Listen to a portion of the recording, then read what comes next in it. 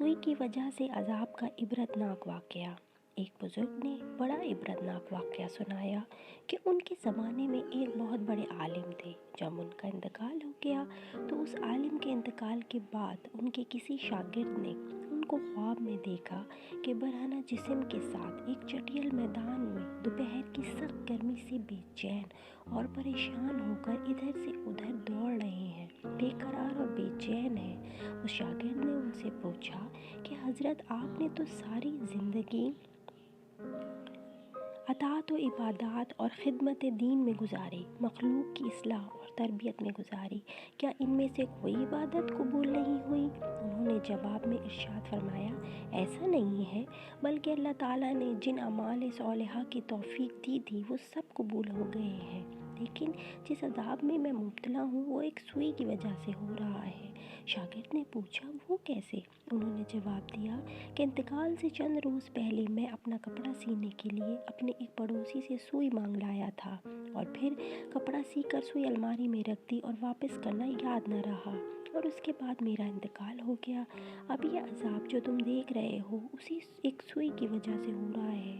تم صبح بیدار ہو کر میرے گھر جانا اور گھر والوں سے کہنا کہ الماری میں فلاں جگہ پر وہ سوئی رکھی ہے اور تم لے کر میرے فلاں پڑوسی کو پہنچا دینا تاکہ مجھ سے یہ عذاب دور ہو جائے۔ چنانچہ وہ شاگرد صبح اٹھ کر سیدھے استاد کے گھر پہنچے اور کہا کہ فلاں الماری میں فلاں جگہ پر سوئی رکھی ہے۔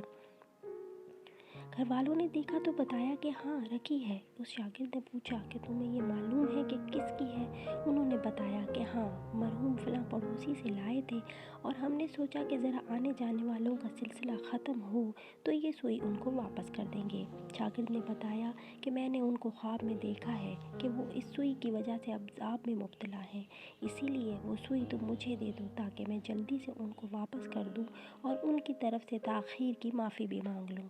چنانچہ اس شاگرد نے وہ سوئی لے کر پڑوسی کو واپس کر دی اور ان کو بتایا کہ حضرت کو اس سوئی کی وجہ سے عذاب ہو رہا ہے۔ وہ پڑوسی بھی یہ سن کر رونے لگا کہ کتنی معمولی سی چیز کی وجہ سے ان کو عذاب ہو رہا ہے، میں نے اللہ کے لیے ان کو معاف کر دیا، یا اللہ آپ بھی اپنی رحمت سے ان کو معاف فرما دیں اور ان کا عذاب دور فرما دیں۔ شاگرد کہتے ہیں کہ جب رات کو میں سویا تو پھر دوبارہ میں نے ان کو خواب میں دیکھا، لیکن اب وہ منظر کچھ اور تھا۔ اب حضرت ایک خوبصورت اور سرسبز و شاداب باغ کے بیچوں بیچ ایک مسیری پر آرام فرما رہے تھے۔